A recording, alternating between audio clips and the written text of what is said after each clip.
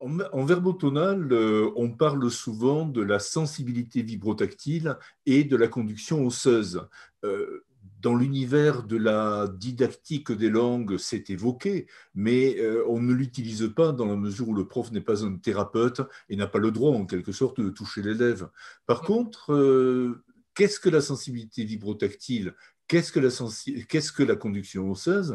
Et ceci est-il très souvent employé dans la verbotonale appliquée aux déficiences auditives et aux troubles de la parole? Alors, donc là, on rebondit sur l'utilisation du vibrateur, hein, puisqu'en fait, la conduction osseuse, c'est la conduction de la transformation en fait de l'onde sonore de l'air, par l'air, l'onde sonore naturelle, en sensation vibrotactile. Et donc, à l'origine, le professeur Guberina avait donc créé ces sous-vagues où il y avait la possibilité d'avoir ce qu'on appelait un vibrateur qu'on pouvait mettre, tenir dans la main ou mettre, en tout cas, là où il y avait le moins de chair possible, c'est-à-dire là où il y avait des os. Donc, souvent le poignet, ça peut être le coude, la clavicule, le genou, enfin, des endroits où vraiment il y a moins de muscles possibles. Et en fait, le but de surtout à l'époque, hein, on se remet il y a 40 ans, d'accord, où les appareils étaient moins efficaces, pour faire comprendre la parole, enfin, pourquoi quand on ouvre la bouche, il y a du son, à quelqu'un qui n'a jamais entendu ou qui n'entend pas, qui ne peut pas entendre, le fait de faire le rapprochement entre la vibration qui se mettait à agir, le vibrateur, c'est une petite membrane hein, qui réagissait donc par l'intermédiaire d'un micro à la voix, de faire le rapprochement et de voir que eux, après, on tendait le micro au gamin et l'enfant devait faire la même chose. Ou alors on posait le vibrateur par terre avec un petit personnage dessus, on devait faire tomber, par le jeu des vibrations, faire tomber le personnage. Ça, c'était pour une prise de conscience de l'émission vocale de la voix. Et en même temps, ce vibrateur, qui avait une bande passante de 0 à 600 Hz, permettait la transmission du rythme et de l'intonation de la parole, les éléments fondamentaux qui sont les éléments de base, les premiers qu'un bébé puisse entendre et comprendre de sa langue maternelle.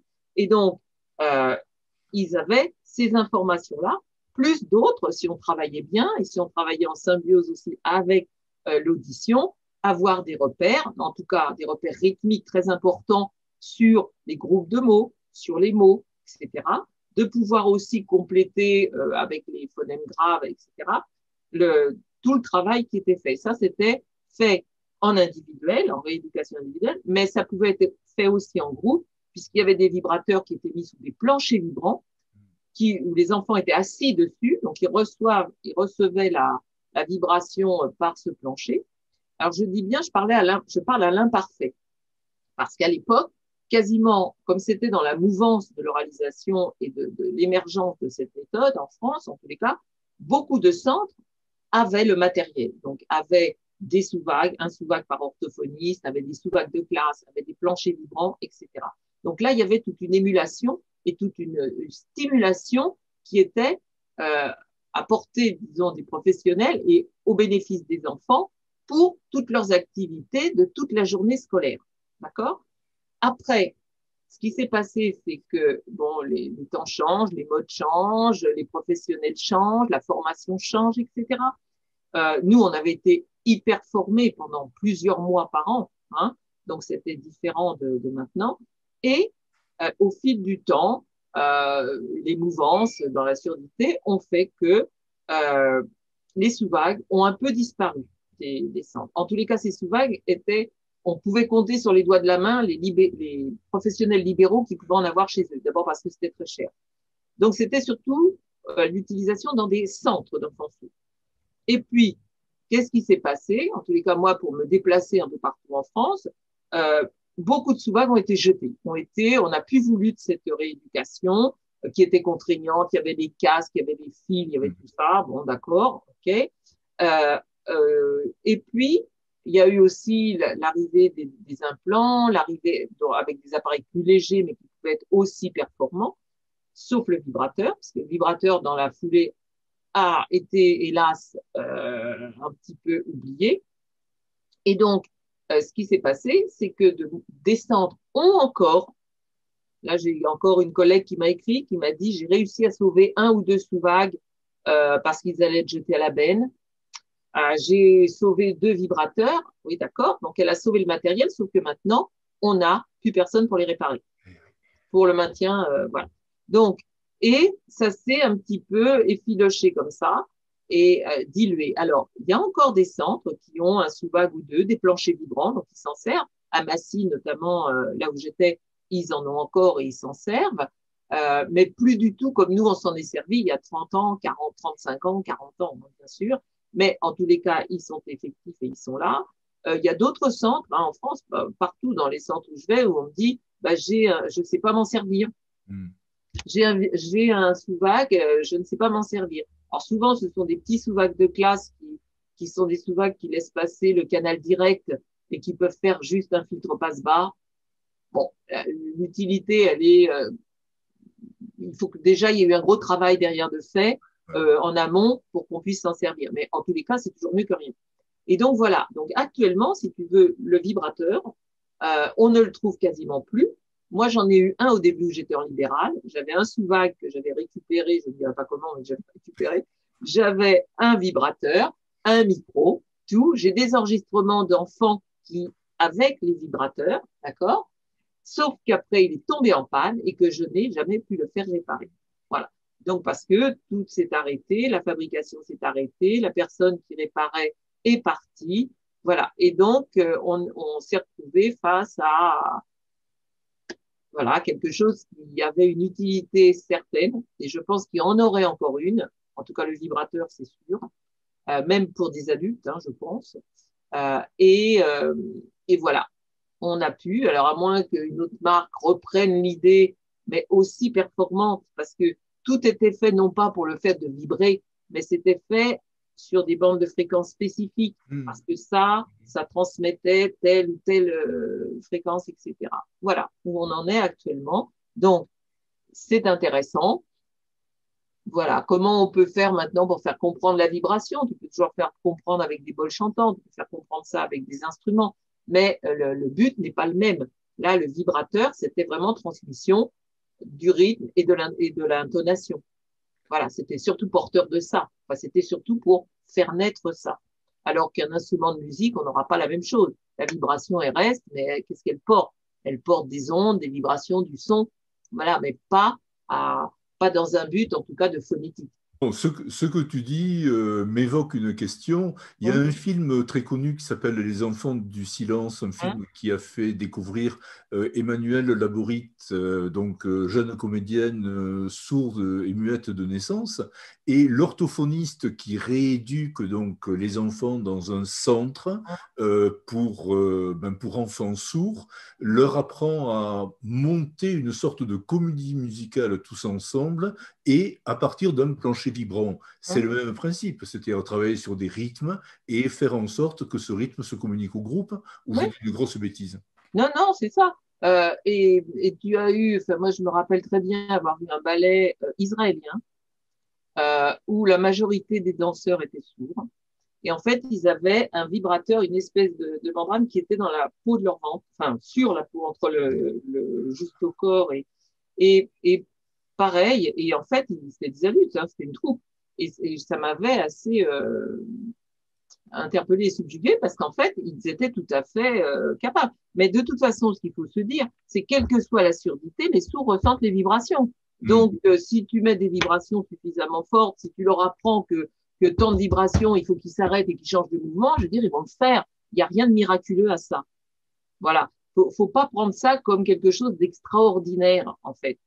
C'est certes, c'est pour des gens, enfin pour des personnes qui ne connaissent pas le monde vraiment de la surdité, ça paraît miraculeux, génial. Mais en fait, non. Je veux dire, c'est pas plus miraculeux qu'autre chose, dans la mesure où on les a guidés, où on leur a montré, où on leur a appris aussi, et il y avait pas que la vibration. Certains d'entre eux avaient aussi des ondes sonores qui passaient. Enfin, je veux dire, pour remettre tout dans le contexte, on a toujours tendance à vouloir que ce soit que comme ça ou que comme ça. Or, les vibrations, elles ont aussi du sonore.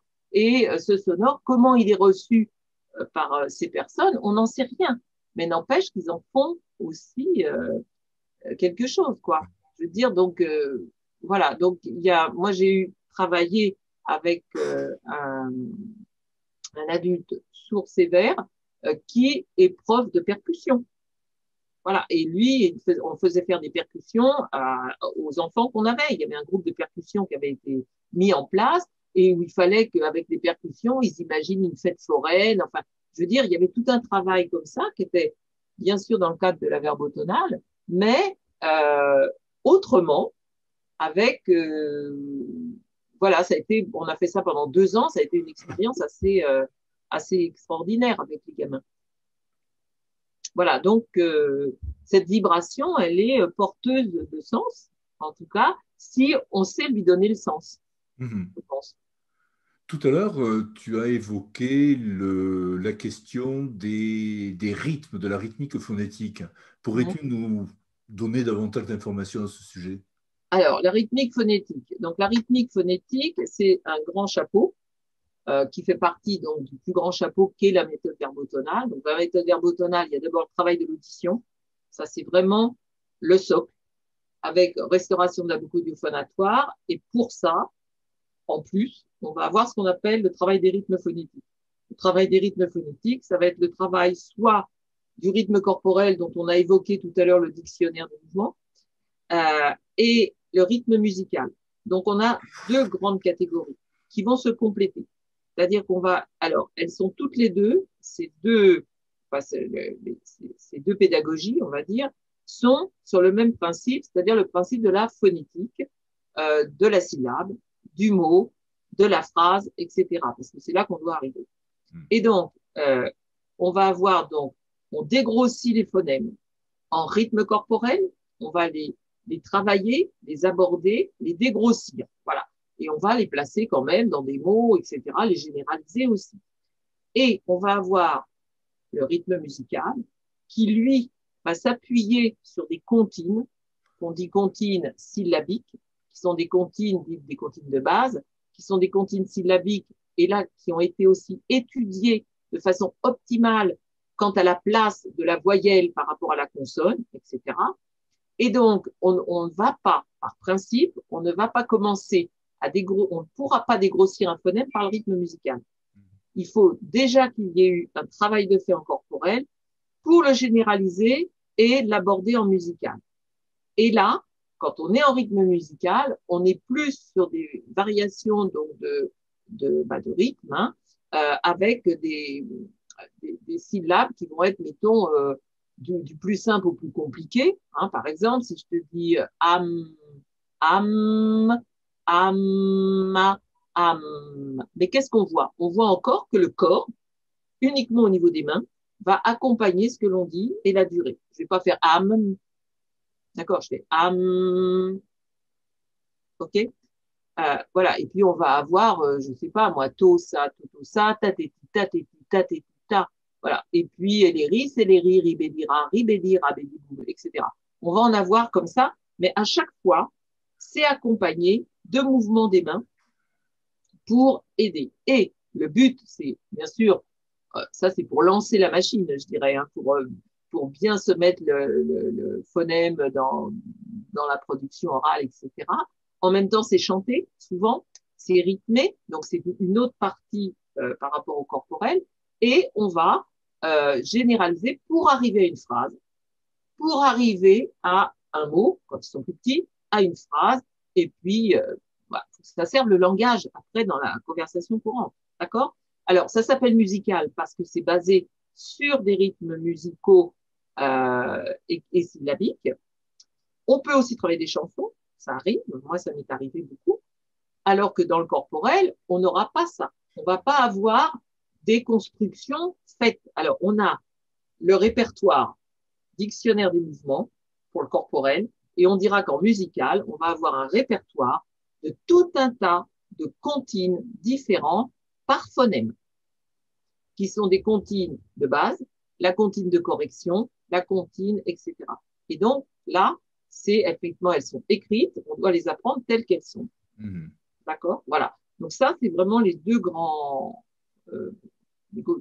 pédagogies, hein, les deux socles qui forment ce qu'on appelle les rythmes phonétiques, parce que sont au service de la phonétique. Et Les centres que tu évoquais, qui existaient il y a 40 ans, disposaient de ces répertoires? Bien sûr, bien sûr, bien sûr. On était formés. Alors, le rythme corporel, rien n'avait été écrit à l'époque, hein. Tout se transmettait par le mouvement, par la compréhension du mouvement, par notre mémorisation. On avait juste un tableau, le tableau des optimales qui était donné, que je dois montrer de temps en temps, avec les phonèmes, la direction, etc. On n'avait que ça. Il n'y avait pas de dessin, il n'y avait pas de mouvement. Tout ce qui a été dessiné, en fait, après, c'est surtout moi qui les ai dessinés, d'accord, pour qu'il y ait une mémoire quelque part visuelle, parce que sinon c'est compliqué. Euh, En revanche, pour le rythme musical, il y avait le livre de Zora Drozandic qui était donc écrit, qui est un livre orange. Euh, il en existe encore un petit peu disséminé à droite à gauche. Moi, j'en ai un certain nombre. Et donc, ça peut servir de support. Mais il n'y a pas eu qu'elle. Après elle, il y a eu d'autres rythmiciennes musicales qui ont fait aussi d'autres comptines. Et donc, en fait, ce qu'on avait l'habitude de faire dans les centres pour simplifier la vie aussi, c'est qu'on s'était créé nos propres répertoires, notamment à Massy, où on avait mixé les différentes, en fonction des phonèmes, les différentes comptines, pour qu'elles soient travaillées. Et c'est vrai que d'une année sur l'autre, les enfants les connaissant, ça permettait de dynamiser un petit peu et puis de rebondir sur des choses beaucoup plus compliquées. Ça permettait de travailler la voix chantée, ça permettait de travailler le souffle, de travailler, mais le but était quoi? D'arriver à une parole intelligible, mais surtout une phrase, surtout arriver à du sens, arriver à maîtriser la langue orale dans tous ses paramètres rythmiques, intonatifs, articulatoires. Voilà. Lorsque l'enfant est en rééducation, il est en quelque sorte sous le contrôle du thérapeute.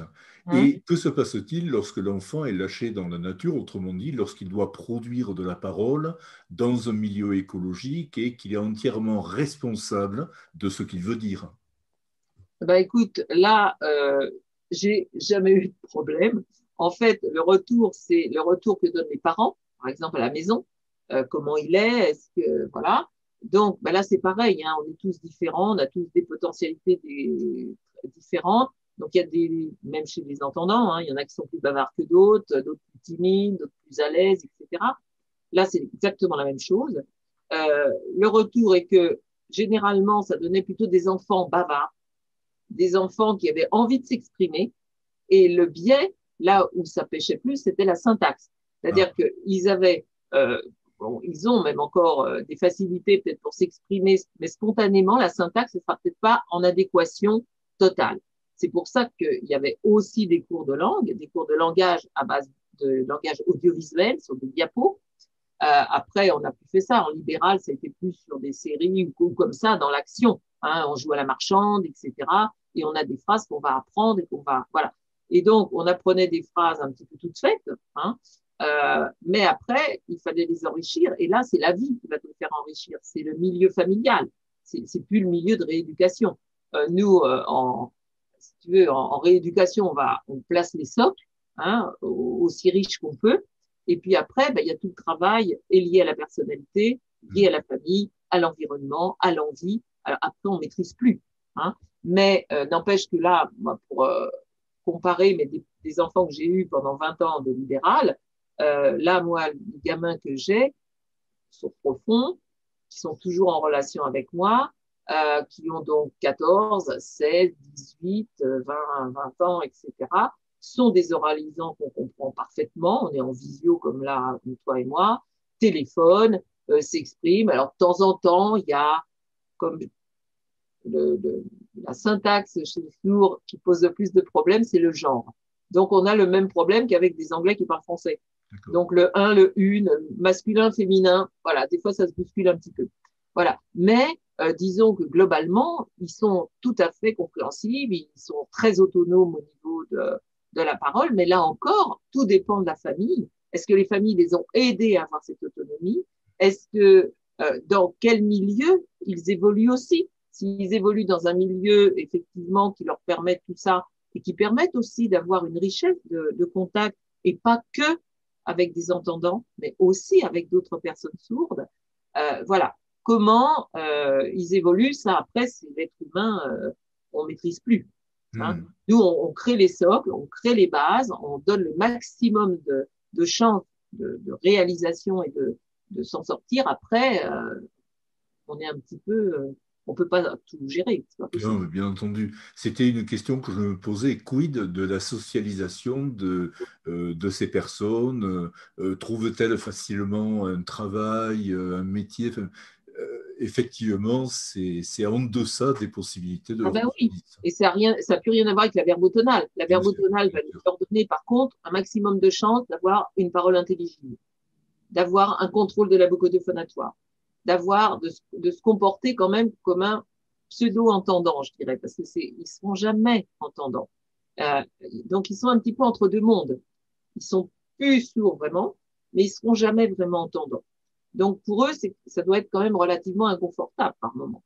Mais, en tous les cas, c'est une réalité et ça rend des personnes tout à fait, qui peuvent être tout à fait à l'aise, mais là, ça dépend après de la personnalité. Bien sûr, bien sûr. Voilà. Mais honnêtement, moi j'ai des gamins, enfin les grands maintenant qui ont 35 et ont tous un métier, ont tous une profession.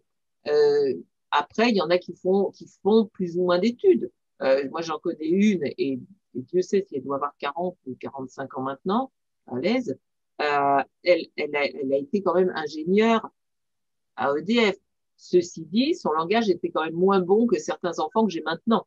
D'accord? Et ça ne l'a pas empêché d'avoir un travail, mais quand même au prix d'efforts qui sont très différents de ceux que produisent les entendants. Hein.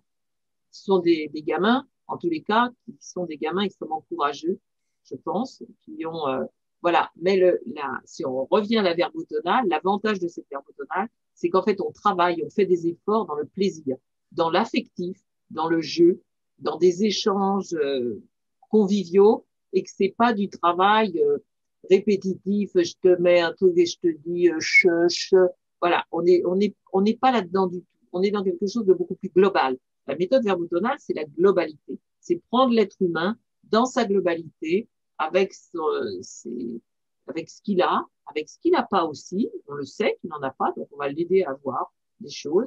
On sait jamais jusqu'où on ira. Mais, en tous les cas, on va les accompagner au maximum en se servant de toutes ces connaissances qui, à mon sens, évidemment, je suis pas très objective par rapport à ça, puisque j'ai j'ai appliqué essentiellement cette méthode. N'empêche que moi, je trouve que depuis, on n'a rien fait de mieux. En tout cas, on n'a jamais eu cette vision aussi globale que Guberina avait pu l'avoir et avait pu nous la donner, en tout cas nous la transmettre pour qu'on puisse faire le maximum auprès de ses enfants ou de ses adultes. Là, tu as complètement anticipé sur une question que je m'apprêtais à te poser, puisqu'on avait évoqué lors de notre premier entretien la méthode verbotonale, donc a eu véritablement son moment de gloire dans le monde de l'orthophonie. Maintenant, elle est moins présente. Justement, y a-t-il d'autres méthodes, d'autres courants qui sont parus et qui donneraient des résultats meilleurs que la MEVT? Alors, Toujours dans le monde de quand, l'orthophonie, bien oui, sûr. oui, mais quand il n'y a pas d'études de fait, comment on peut comparer? Moi, j'en sais rien. Je ne sais pas si des chercheurs se sont penchés là-dessus. Ça voudrait dire étudier une cohorte pendant plusieurs années, parce que ça Exact. ne peut pas être fait sur, voilà. Comment dire que c'est plus la méthode que l'environnement qu'aura aidé? On n'en sait rien. Euh, Moi, tout ce que je peux dire, c'est que pour moi, cette méthode, elle est complète. Elle envisage vraiment l'humain dans sa totalité. Que d'un point de vue, alors effectivement, elle a eu ses heures de gloire dans les années 80, d'accord, 70, 80, jusqu'en 90 à peu près, 85, 90, et après, non. Ceci dit, moi, les retours que j'ai et les demandes que j'ai de mes collègues, d'accord, qui sont orthophonistes, bloquent sur certaines rééducations et veulent et demandent cette formation parce que c'est une formation qui est dans le vécu, dans l'analyse, dans le corps, qui est qui n'est pas distante du sujet. D'accord? Alors, en ce moment, bien sûr, avec le confinement et les masques et tout ça, on peut pas dire qu'on soit vraiment dans une relation duel favorable. Mais elle le cherche et je peux dire qu'en ce moment, à mon sens, en tout cas dans le milieu professionnel libéral et même de certains centres, c'est une envie de faire ressurgir cette verbotonale, de faire qu'elle soit réutilisée, mais bien sûr, elle ne sera jamais utilisée comme moi j'ai pu la pratiquer, comme moi j'ai pu la vivre. Ça, c'est évident. Donc là, on est plus dans le domaine de j'apprends des techniques, et c'est là qu'on rejoint ton dictionnaire, ça me plaît pas bien, mais c'est pourtant comme ça la réalité, qu'on rejoint des outils qu'on met dans une boîte à outils et dont on va se servir comme ça ponctuellement. On n'aura plus cette globalité, je crois pas, alors que c'est quand même là le fondement de cette méthode. Alors, qu'est-ce qui est plus que d'autres? J'en sais rien. En tous les cas, actuellement, il y a eu, mais je ne sais pas ce qui se crée maintenant. Je sais qu'il y a l'AVT. L'AVT, c'est pas vraiment une méthode, enfin si, c'est une méthode, mais qui est plus basée sur l'écoute, uniquement l'écoute, et on bannit toute aide visuelle. D'accord? Donc ça, c'est à mon avis terrible. Donc ça, c'est un grand courant qui vient des États-Unis en ce moment, enfin, des pays anglo-saxons, et qui est sur l'aide auditivo-verbale. Et donc, thérapie, auditive verbal thérapie. Et donc là, c'est dès qu'ils sont tout petits, qu'ils ont des implants cochléaires, c'est je stimule l'audition, l'audition, l'audition, l'audition. Je ne fais pas de gestes, pas de LPC, pas de gestes de la langue des signes, rien, rien. C'est horrible, c'est absolument pas la vie. Donc comment on peut faire ça? Bref, en tous les cas, ça le vend en poupe en ce moment. Et donc, en tout cas, après, il y a la DNP, la dynamique naturelle de parole, qui a repris une partie de l'ensemble de la verbotonale, qui se trouve plus proche du graphisme phonétique, qui est venu se greffer à la fin, vraiment, enfin pas à la fin, mais qui est venu se greffer dans l'ensemble de la méthode verbotonale pour des enfants en plus grande difficulté, avec le visuel du graphisme, toujours basé, qui s'appuie sur le rythme corporel. D'accord? C'est-à-dire qu'il y a toujours un lien dans toutes les pédagogies de la méthode verbotonale, même si elles ont été ajoutées au fil du temps après par d'autres professionnels, notamment Aldo Gladish, qui a fait le graphisme. Oui. Je veux dire, il y a toujours eu ce lien avec la verbotonale qui est la mère, en fait. D'accord? Donc, il y a toujours eu ce lien, et surtout le lien toujours avec les rythmiques phonétiques, qu'elles soient corporelles ou musicales, repris dans du graphisme phonétique, illustré avec du graphisme, et c'est vrai que moi, je l'ai utilisé aussi beaucoup. Et donc, la dynamique naturelle de parole, qui a été faite par une autre personne, qui est donc, qui s'est appuyée sur le graphisme phonétique. Et donc, mais sans la dimension rythmique, sans la dimension intonative. On n'a pas ça. Donc, il manque quelque chose. À chaque fois, si tu veux, tu as enfin, moi, de mon sens, de ce que j'ai pu lire, de ce que j'ai pu voir, pratiquer, etc., à chaque fois, il manque quelque chose. Je comprends. C'est des méthodes où il manque un élément. Tu vois? Voilà. Mais il n'y a pas de méthode miracle. Tout peut être bon. Tout, je pense, peut passer, enfin, peut-être pas tout, mais en tout cas, on peut faire passer un maximum, mais ça dépend de la personnalité du thérapeute. Ça dépend de la personnalité de l'enseignant. Soit ça fonctionne, soit ça fonctionne pas. Est-ce qu'on est convaincant? Est-ce qu'on ne l'est pas? Est-ce qu'on est suffisamment passionné pour faire passer la passion? Etc. Voilà, c'est ça. Est-ce qu'on fait pas ça comme une profession alimentaire? Oh là là, faut encore que j'ai donné un cours. Bon, d'accord, on peut l'avoir ça de temps en temps. Mais une fois qu'on est dedans, il faut pas qu'on le fasse sentir. Et la verbotonale, c'est l'affectivité, c'est l'échange, c'est l'imitation, c'est le feedback, c'est l'audition, c'est la globalité, c'est le rythme. Enfin, je veux dire, Guberina, il avait vraiment envisagé quelque chose de très complet. Et c'est vrai que moi, à chaque fois que je regarde des concerts ou que je regarde des opéras ou des ballets, je suis toujours là-dedans en me disant, mais oui, regarde. Hier, je sais plus, on a regardé Culture Box, ça n'a rien à voir, mais c'est une chaîne où ils montrent que des choses comme ils sont en confiné, des concerts, etc. Et il y avait une chanteuse, et elle jouait du piano, et par moment, quand elle chantait quelque part, elle avait sa main. Et je disais à mon mari, tu vois, regarde, elle elle scandait en fait le rythme de ce qu'elle était en train de chanter avec sa main. Et c'était naturel, c'était quelque chose qui lui venait comme ça. Et donc, mais elle en avait besoin. Pas souvent, les chanteuses. Et quand on voit aussi les chefs d'orchestre, enfin quand on voit les chanteurs d'opéra qui tendent la tête, qui ferment comme ça et qui modulent en fait tous leurs organes phonateurs, on se dit que rester comme ça, ils ne pourraient pas. Je veux dire, ce n'est pas possible. Voilà. Donc le corps, si on revient à ta question première, est vraiment à la base de cette articulation. Et voilà. Mais après, il faudrait rentrer dans les détails de tout ce qui est le rythme, de tout ce qui est l'intonation, quel mouvement on fait pour là, parce que là, on a parlé que du phonétisme, mais on a aussi tous les mouvements qui vont accompagner le reste. Oh, on pourrait peut-être envisager une prochaine séance consacrée à cela, parce que là, tu nous mets quand même à tous l'eau à la bouche. Et parce qu'il y a les mouvements après, les mouvements il y a eu le mouvement optimal, et après, il y a tous les mouvements qui vont, alors, c'est un peu plus rapide, mais tous ces mouvements qui vont accompagner le rythme. Enfin, moi, j'en fais beaucoup quand je parle. Hein. Si vous revisualisez la vidéo et si vous voyez mes mains, vous verrez que chaque mouvement que je fais est lié au groupement de mots que je donne, est lié à tout ce qui est, tout ce que j'évoque. D'accord?